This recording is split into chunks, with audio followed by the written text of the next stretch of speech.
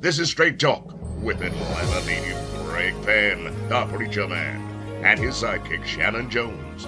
Frank discussions of issues affecting the ATL, Fulton County, the state of Georgia, the nation, and around the world.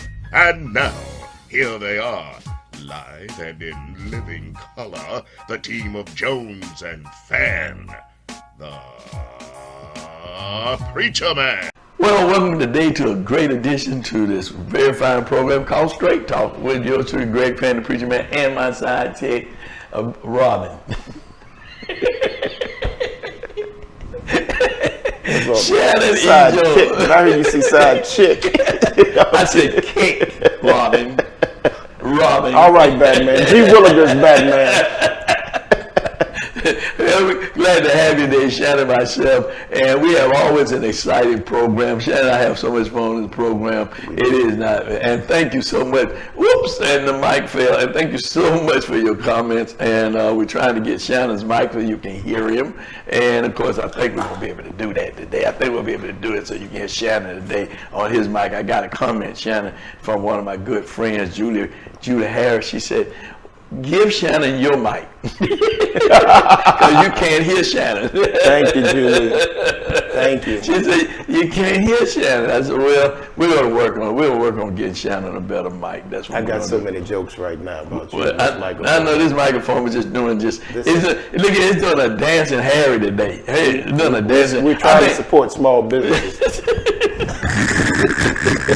Small something, I'm telling you the truth. I think we better go back to the original setup, Shannon. Because that setup you gave me, it's not working. It's not working. It's not let working. It lean to the side. Let it lean to the side. Hey, like in 1960, in the 60s, that's how you used to drive. Yeah, you lean to the side like that. No, you lean to this side. Because, that's how you Diamond in the back, sunroof top, dig in the scene. And the gangster lean, ooh, ooh, ooh.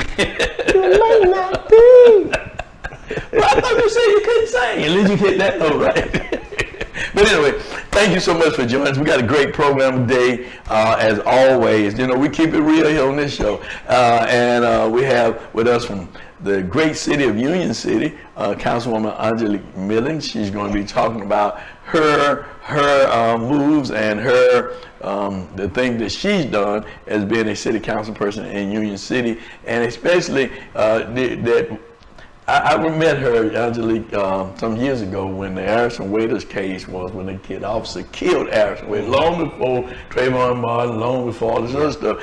But she led the charge to make sure that officer was fired, and the chief was fired from Union City because they tried to cover it up. Yeah. And so a lot of that going on now. But Union City was, and I don't know, her leadership actually really did the right thing for that community by getting rid of that officer and getting rid of the chief at that time. Yeah. So we're going to have her come up, and then after Angelette come up, we'll be back with Black History Facts, and then we'll be back with talking about Juneteenth. And what our solicitor has been doing ever since he has been elected is restoring people records, so sponsoring people records so they can get their record expunged, so they can get a job and also find some place to live. Keith Gamage is just a wonderful brother, wonderful solicitor, public servant, father, friend, husband. Just a real good dude.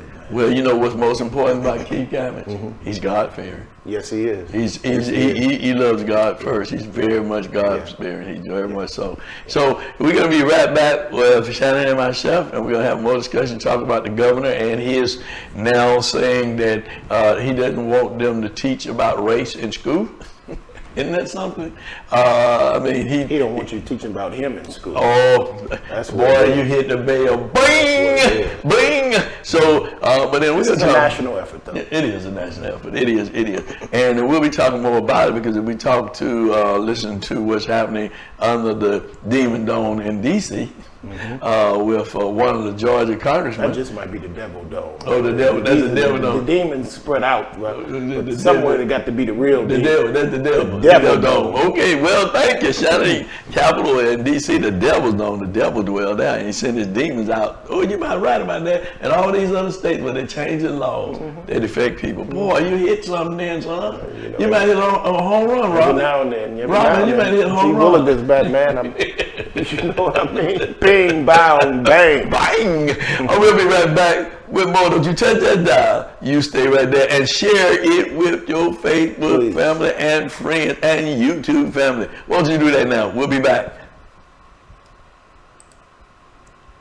Well, welcome. I got my good friend, Angelique Millens, Councilwoman Angelique Millens, all the way from the great city of Union City. How you doing, Angelique? I'm doing wonderful, and thank you for having me. Well, I'm glad to have you today. You see that smile on her face? She's always smiling like that, just a radiant smile. You know, Angelique, you've been in, and I want to talk to you about your career, your community service. First of all, in terms of your commitment to the least, the less, the lost, and the community, and your work in the community prior to even becoming an elected official. Let's talk a little bit about that. What plummeted you into wanting to even do this kind of work and be an elected official? Well, one of the things I wanted to give back to my community, but this is an odd compass. Well, let me start that. I never wanted to be in politics. Let's be real clear. Didn't want to do it. Had not thought about doing it. Was not a desire. I would go to the meetings, hear what was said, and I went to a meeting that was disturbing to me. One of the council members was very, how do I want to say it? She came across as being a racist to me, based on some comments that she made. So after the meeting, I went up to her and talked to her about it. You know, I just didn't agree with some things, and it kind of escalated. You know, I'm my daddy's child. You're your daddy's child. And we had words. During that time, she motioned the police to come over, pretty much, and I felt like intimidated, like, oh, I'm gonna arrest it. And we just continued to have words, and finally, something just rose up in me. And I said, come November, we're gonna be shopping for a new council person. I was just mad, but I wasn't talking about myself. I just wasn't gonna vote for the lady. And she just kept on, and she called me the N-word. Oh, no, she didn't. Back in 2005. And I said, you know what? Come November, we're just not gonna shop for a new council person. I'm gonna come take your seat. How about that? I was angry. You know, I said some things, and some people heard me say I was running. I had no intention of running. I was just making her mad. And the next day, everybody was calling like, oh, we're so happy. And I was like, what you happy about? You said she's running. I said, run for what? And they said, you run for city council. I said, no, I'm not. And they said, well, you said it the other night. And I said, I was angry. And then they were like, but you can't say something to take it back. And I was like, well, you know, you're right, but I just was angry. And I said, well, let me just pray about it. But that's not something I wanted to do, because I look at politicians as at the time, all liars. I'm a public servant. I'm not a politician. And so I prayed about it, and I felt like the Lord was leading me to go there. I had a lot to offer. I really was concerned about my people, the people in Union City, in my community, and in this history that I ran and I won. And I took a seat. Well, let me, you know, just kind of talk about you, Angelique, and, you know, you said, you know, you prayed about it because you believe in prayer, the power of prayer, and God gave you the answer, and so you moved forward on the answer God gave you. And I met you, well, some years back, and when I met you, you were a champion. And you're on the council, the only one really on the council that was standing up for what doing was right at that time. And a young man by the name of Harrison Waiters had been killed by one of your officers. And of course, you didn't think that it was right or what had happened, and you became the voice or the conscience for the city and for the council. We'll talk a little bit about that. because that was moving for me and telling me the kind of person that you were, because you went against the odds. All your council members, all the people who were saying you need to leave us alone. You don't need to be bothered with business. You know, it's going to create problems and what have you. But you stood firm to make sure that the community knew what was wrong and what had happened, and that justice would be served. And that's how I met you. And you've been that same person all along. So what gave you that drive and want to just against the odds and say this ain't right? Well, it was a very difficult time for our city, but for me personally, I had a nephew that, these young kids don't always make the right decision, and not just young folks, just people in general. And I had a nephew that was in and out of trouble a lot, and he was around Ayrton's greatest age. And I just thought about during that time that could have been my nephew. And I love my nieces and my nephews. I really do. And I love young people. And I just had a heart for the mother, her only baby, her only child dying at the hands of a police officer. And the more I thought it through, and the more I talked to people, and the more I looked at the evidence, I just can't, and I still can't see how if you are handcuffed, you got 2 bullets in your back and you're dead. I just can't see that. How can you be a threat if you're already, tied down? I still don't understand that. And that bothered me, and I had a heart for that mother because she can't hug her baby anymore. And I know that, Ayrton was, he had a record and all that, but that didn't matter to me that he had a record. We talking about the incident that this young kid, 19 years old, died. And it bothered me that at the hands of one of our police officers, and that was back then, and you can see what's happening now in the world, where we got to talk about police reform and stuff like that. You were out long before so many others were talking about the as a leader, as an elected leader, and as a auntie, and as a person who loved the Lord, saw an injustice, and you were not going to stop until justice was served. And so that officer was fired, and he was eventually fired. And of course, and the chief too, who tried to cover it up, was eventually fired. And you guys moved, and you were the catalyst for that. You guys moved to get the officer fired and the chief fired to find you a chief and officers that would have the kind of integrity that is needed to serve your community. And that, I want to thank you, long before the George Floyd, long before the Arbery's case, long before a whole lot of the other things that we're seeing today in terms of police reform. And you guys in Union City, you started it years and years ago to make sure that the people in your community, under your leadership, I have to say that, because it was your voice that said, we're not going to tolerate this from our officers. We're going to protect our community. We're going to keep our community safe, but we're not going to have officers down here doing things against our community and our citizens that taking lives and when they don't have to. So you dealt with that. It says it for us years and years ago. And what year was that? It's been so many years ago. It's been so long. It's been a long time ago. I mean, it's been because, at least it's been 4, 5, 6 years ago. Maybe 2014, 2012, right in there.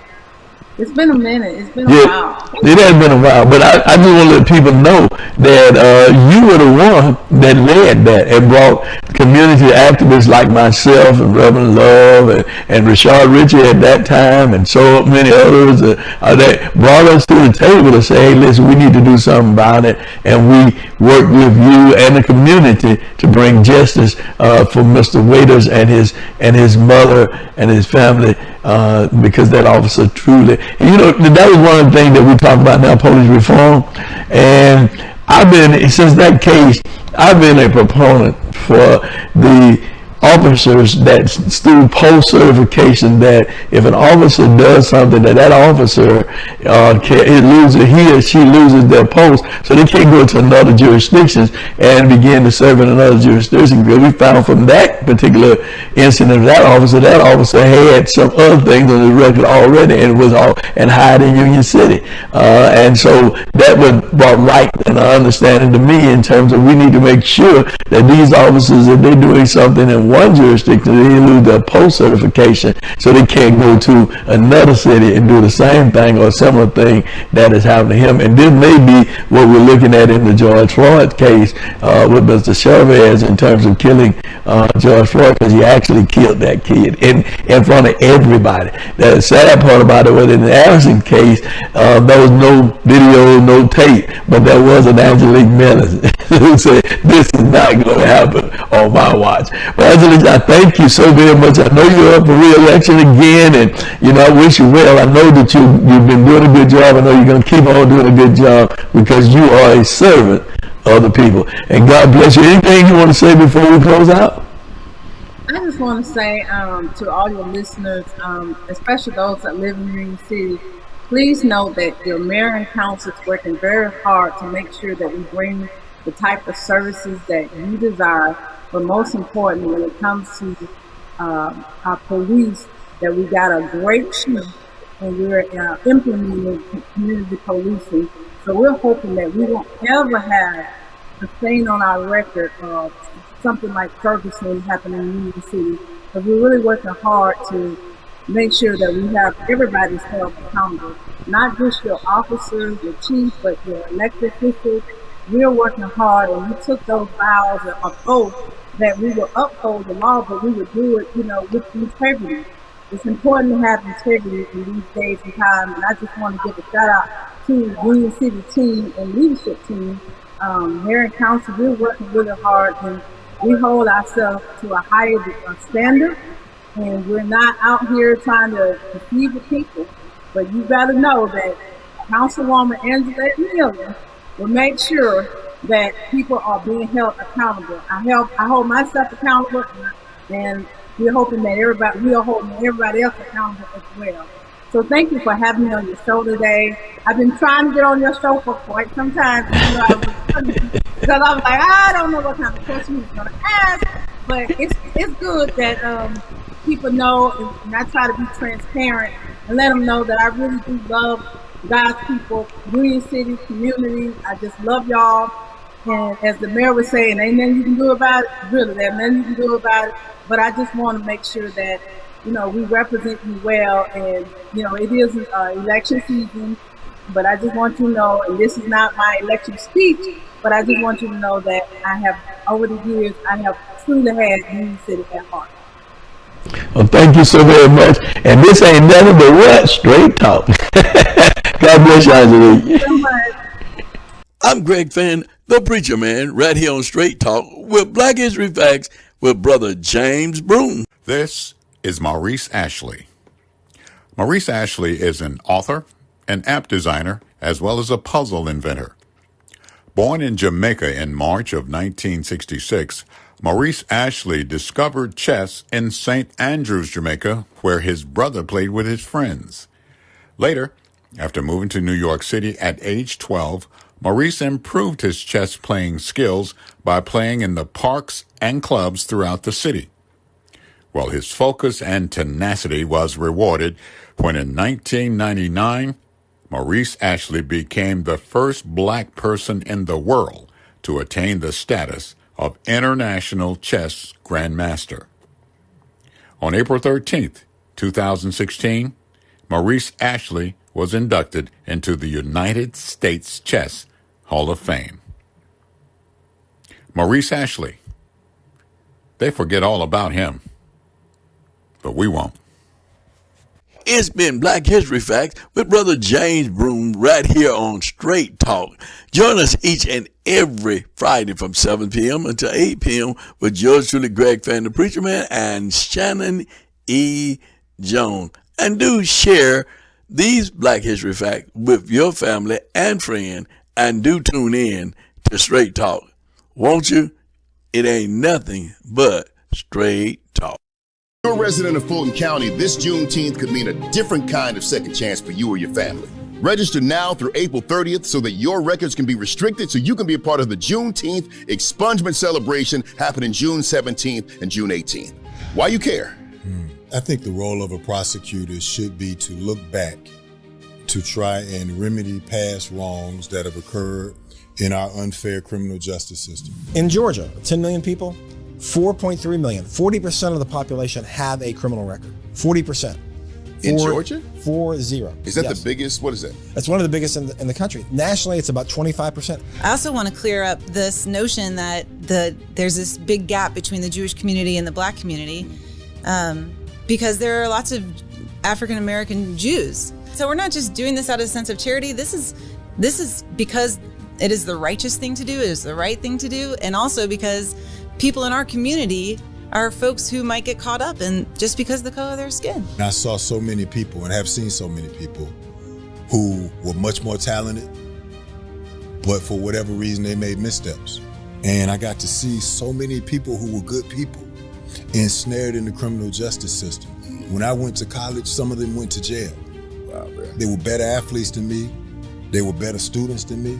But for whatever reason, God had his hands on me. Wow.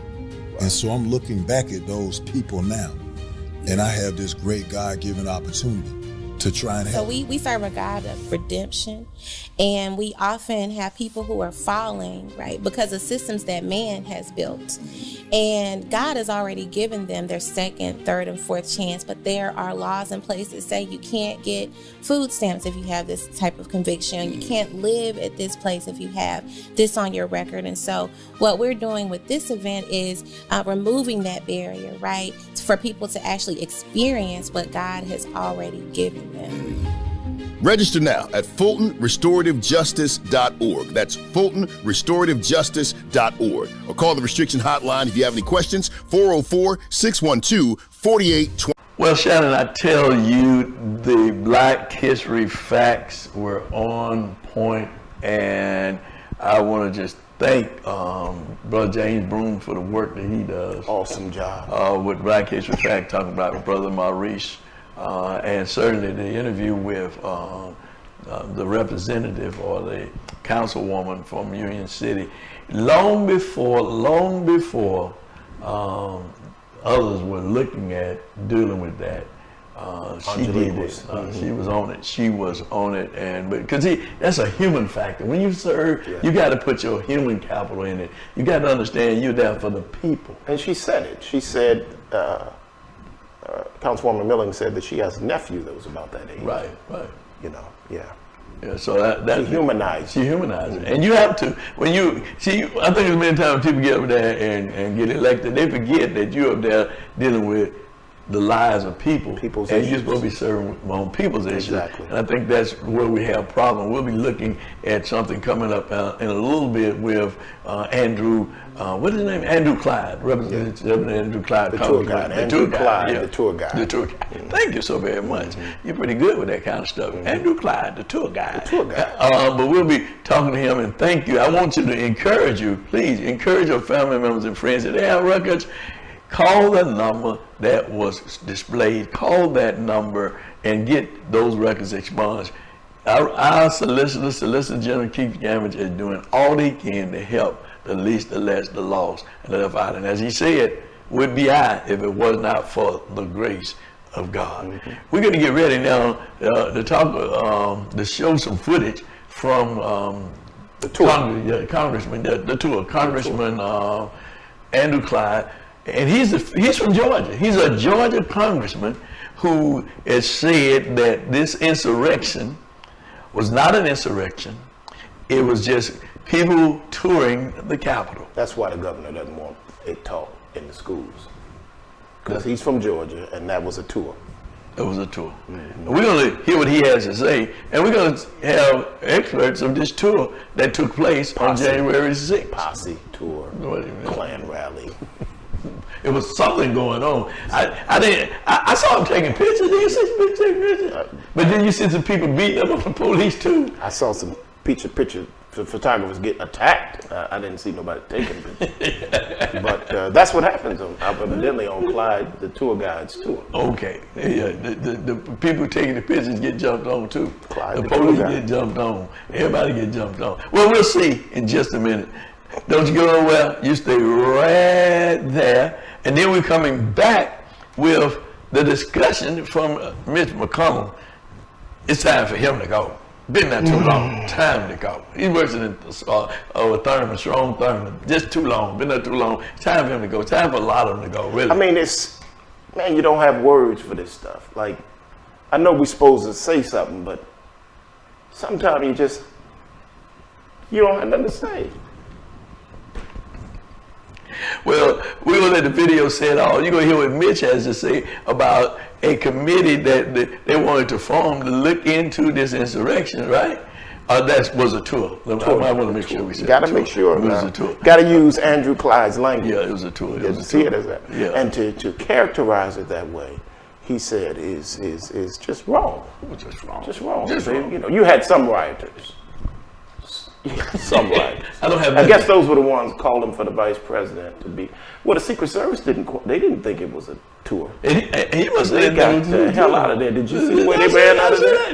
Did you see him though? He called it a tour. Did you see him holding the door of the chamber so that the tourists could not come in?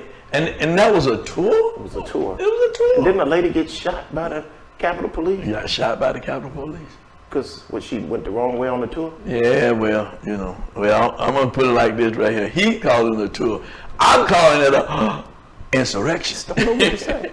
And then you will hear from Mitch McConnell, who don't want to establish this commission. And then you'll hear from Tim Ryan, a congressman, who is calling them crazy. Is it me or does Tim, not Tim, Ryan. Mitch McConnell. Right, okay. Does he remind you of something from the Munsters? I mean, I'm not going to qualify that with a statement. Make this stuff up, man. Hey, I won't qualify that with a statement. Judge, I'm just not going to get into that. I'm just not going to get into that. A mirror doesn't judge, it reflects. I'm going. The man doesn't have any character or chin. Well, ladies and gentlemen, we're going to move now. We're going to move now to hear what Mr. Andrew, I won't even call him congressman, he shouldn't even be a representative, had to say. You can't trust a man without a chin. This hearing is called the Capitol Insurrection. Let's be honest with the American people. It was not an insurrection, and we cannot call it that and be truthful. The Cambridge English Dictionary defines an insurrection as, and I quote, an organized attempt by a group of people to defeat their government and take control of their country, usually by violence. And then from the Century Dictionary, the act of rising against civil authority or governmental restraint, specifically the armed resistance of a number of persons to the power of the state. As one of the members who stayed in the Capitol and on the House floor, who with other Republican colleagues helped barricade the door until almost 3 p.m. that day from the mob who tried to enter, I can tell you the House floor was never breached and it was not an insurrection. This is the truth. There was an undisciplined mob. There were some rioters and some who committed acts of vandalism. But let me be clear, there was no insurrection, and to call it an insurrection, in my opinion, is a bold-faced lie. Watching the TV footage of those who entered the Capitol and walked through Statuary Hall showed people in an orderly fashion staying between the stanchions and ropes taking videos and pictures. You know, if you didn't know the TV footage was a video from January the 6th, you would actually think it was a normal tourist visit. Constitution of the United States against enemies, foreign and domestic!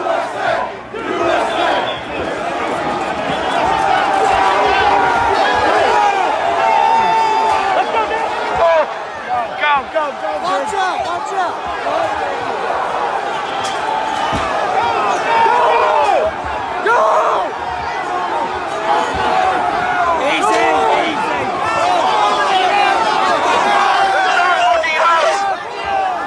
Fuck you, police!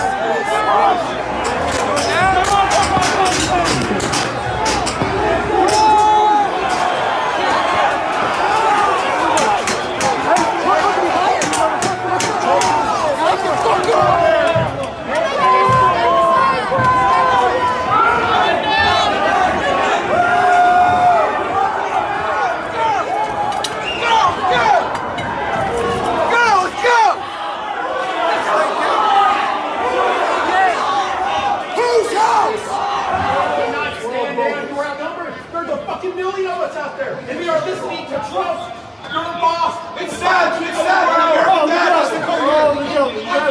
Let us through. Let the people in.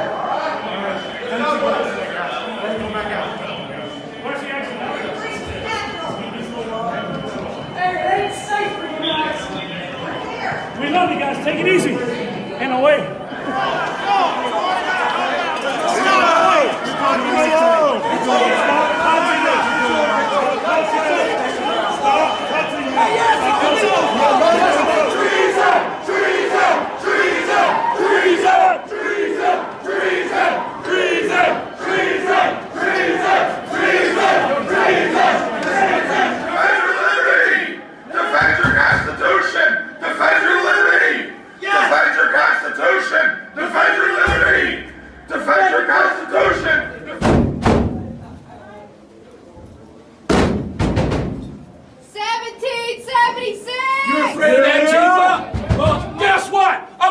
Showed up! Where's the rest of everybody? There's not enough of us. They're going to bring vets in or something. Is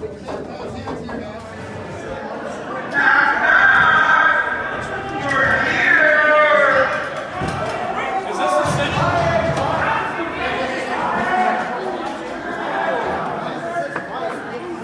Where the fuck are they?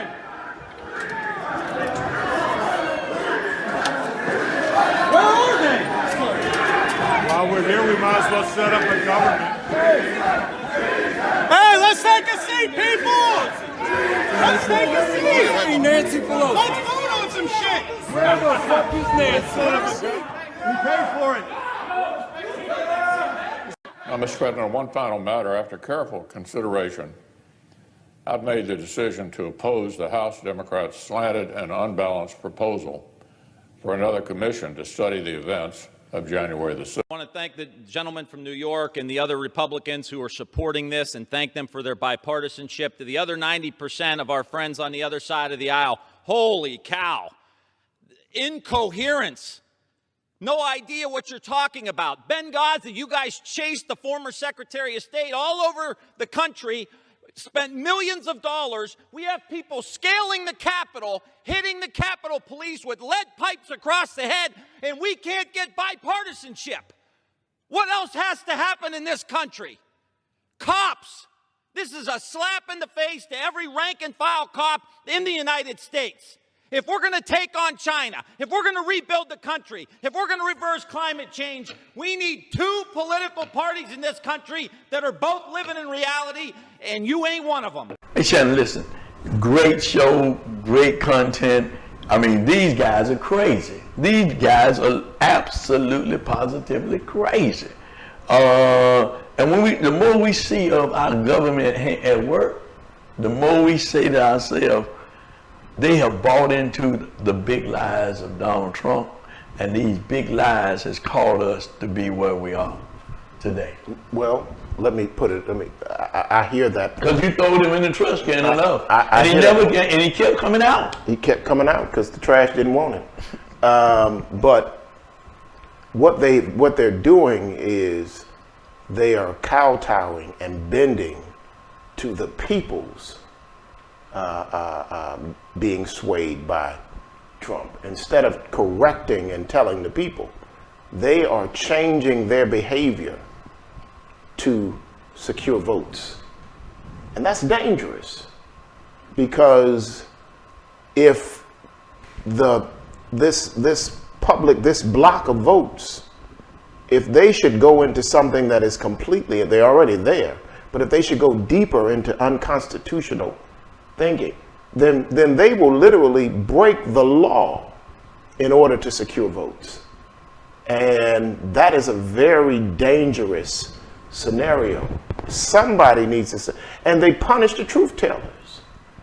They punish the truth. They're talking about a cancel culture. And while they are busy lying right in our faces, talking about a cancel culture, they canceled Liz Cheney. They canceled her while saying that they were against a cancel culture because she told the truth.